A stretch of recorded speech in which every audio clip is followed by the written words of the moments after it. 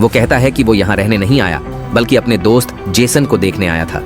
जब उसे पता चलता है कि बाकी लोग बंकर के रास्ते भागना चाहते हैं तो यूरी गंभीर होकर एक बिल्कुल अलग नजरिया रखता है। हो सकता है बाहर किसी बायोलॉजिकल डिजास्टर ने हमला कर दिया हो और ये काली दीवार हमें उससे बचाने के लिए हो।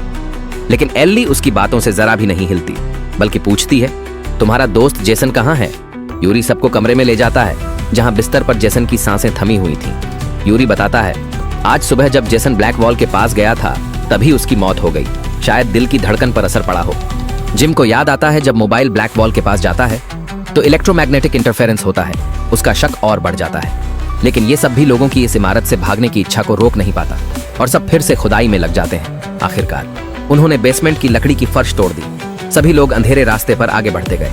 ज्यादा दूर नहीं गए थे कि सामने एयर रेड बंकर का भारी दरवाजा नजर आया।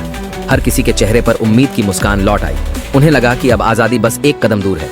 लेकिन जैसे ही एल्ली ने दरवाजा तोड़कर उसे खोला, सबकी नजरों के सामने का दृश्य एकदम ठहर गया। कोई समझ नहीं पाया कि यह काली दीवार जमीन के 10 मीटर नीचे तक आखिर आई कैसे। मकान के पड़ोसी लड़के की तो जैसे हिम्मत ही टूट गई। वो पागलों की तरह कुल्हाड़ी उठाकर दीवार पर वार करने लगा। जिम घबराकर दौड़ पड़ा। उसे डर था कि कहीं वह इस एकमात्र औजार को तो न तोड़ दे। अब उस लड़के की आंखों में सिर्फ खालीपन था। वो जैसे ही पलटता है, एकाएक बुजुर्ग व्यक्ति की बंदूक हाथ में आ जाती है। वो सीधे ब्लैक वॉल पर ट्रिगर दबाता है। लेकिन यह क्या, गोलियां दीवार से टकराकर रुक जाती हैं और उसी जगह बेहद तेजी से घूमने लगती हैं। जिम को अचानक याद आता है, पहले भी मेटल चीजें दीवार से टकराकर पलट गई थी।